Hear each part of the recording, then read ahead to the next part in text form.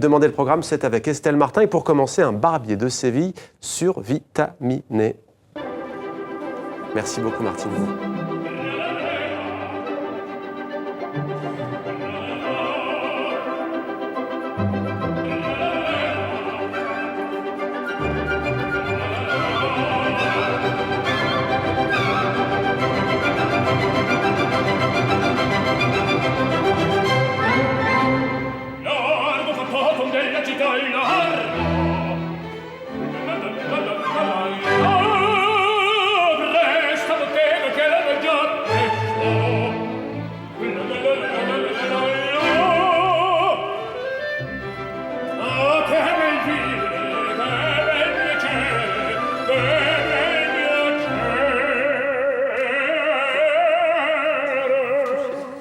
Bonsoir Estelle. Bonsoir Mohamed. Ravi de vous retrouver. L'air de Figaro dans le Barbier de Séville, ça va nous trotter dans la tête. L'Opéra Bastille de Paris nous propose donc une nouvelle production plutôt enjouée de cette œuvre de Rossini. Oui, le Barbier de Séville, un opéra à bouffe composé en 2 semaines seulement. Rossini avait 24 ans. Alors je ne sais pas vous Mohamed, mais moi j'aime le bel canto rossinien, ces mélodies qui vont crescendo, l'humour aussi de Rossini. La mise en scène du Vénitien Damiano Micheletto accentue encore ce côté farce, trop pour certains. C'est vrai qu'on rit beaucoup. Il transpose l'action dans une rue populaire de Séville. On se croirait un peu dans un film d'Almodovar. Le comte d'Almaviva est en short, Rosina, son amoureuse, est une ado grunge. Quant à Figaro, il a un petit côté John Travolta. Ce trio se ligue contre le tyrannique Bartolo, tuteur de Rosina. Mais ce qui frappe le plus, vous le voyez, c'est cet immense immeuble, j'allais dire, qui est installé sur la scène de l'Opéra Bastille. Le bâtiment tourne sur lui-même et il entraîne les artistes. Alors ça grouille de vie, ça virevolte dans tous les sens. Il faut composer avec et ce n'est pas si facile. Nous avons rencontré Karine Dehaye, la mezzo-soprano française. C'est elle qui incarne Rosina.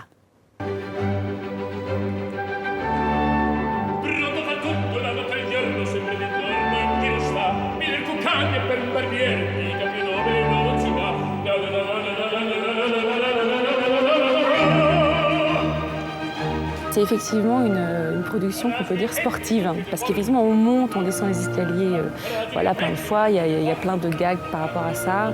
On chante en courant, on chante en montant les escaliers, en descendant. Donc pour nous, c'est ce qu'on appelle sportif, parce qu'effectivement, à très peu de moments, on peut vraiment se poser et puis respirer tranquillement.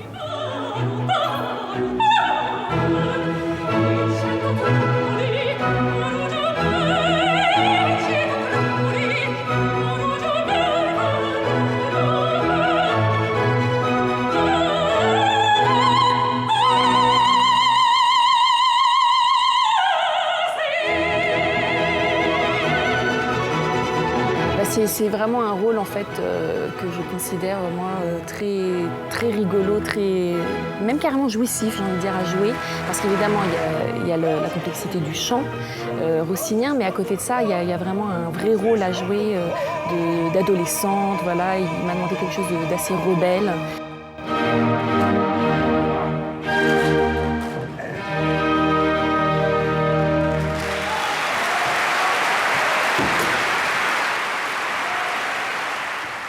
Et vous aussi, un jour, vous aurez une ado grunge. Alors, c'est vrai que l'interprétation de Karine Dehaye ne m'a pas vraiment convaincue. C'est pas facile de faire l'ado grunge.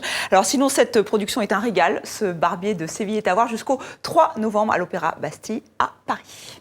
Et vous nous emmenez maintenant, Estelle, au bord du lac Léman à Vevey, en Suisse, pour le Festival Images. Un festival qui nous en met plein la vue. Oui, Jo, ça se passe tous les 2 ans et c'est gratuit.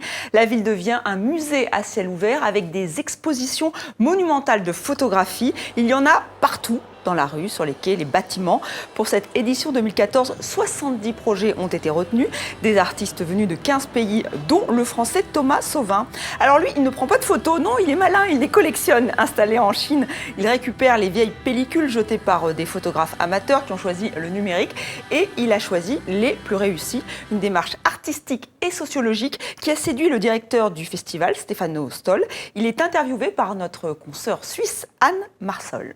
Là, ce qui est intéressant, c'est que c'est monsieur, madame, tout le monde qui font des photos, qui pensent que ces photos vont disparaître, qui jettent leurs films, qui pensent que ça va passer aux oubliettes.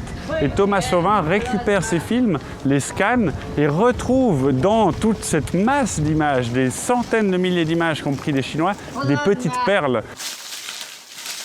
on est tous capables d'avoir un œil, un regard, et que sur 100 photos qu'on a prises à un mariage, il y en a une qui vaut vraiment la peine d'être retenue. Et c'est ce travail-là que fait Thomas Sauvin. Il va chercher la photo du rouleau qu'il faut vraiment retenir. Voilà, et le festival Images à Vevey, c'est jusqu'au 5 octobre. Ouais, c'est ce que j'attendais, Estelle, jusqu'au 5 octobre. Merci à vous, Estelle. À demain. C'était Demander le programme.